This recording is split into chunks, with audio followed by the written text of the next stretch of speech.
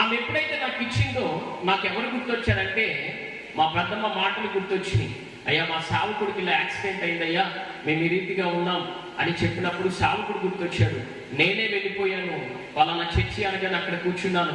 ఆ దినము నుండి ఈ దినము వరకు దేవుని ఉన్నతమైనటువంటి కృపలో మాకు ఇచ్చిన బంధము ఆత్మీయ బంధం. నేను ఎందుకు చెప్తున్నానంటే బలపరిచినటువంటి వారిని నేను మర్చిపోను. ఆరంభమైన తర్వాత ఎటు వెళ్ళాలో తెలియని పరిస్థితి, ఎలాగ ఉండాలో తెలియని పరిస్థితి, ఎవరు నడిపిస్తారో తెలియదు. ఆలోచన చెప్పేవారు ఉండాలి మన జీవితానికి. విశ్వాస జీవితంలో అయినా సరే ఆలోచన చెప్పే వ్యక్తులు ఉన్నప్పుడు ఆ విశ్వాసము చక్కగా నడిపించబడుతుంది. తిమోతి బలమైన విశ్వాసం కలిగిన వాడు, కానీ పౌలు మాటల ద్వారా ఇంకా పరిపూర్ణమైన బలమును పొందుకున్నాడు. ఆ రీతిగా నడిపించబడుతుందిగా వారితో పరిచయం.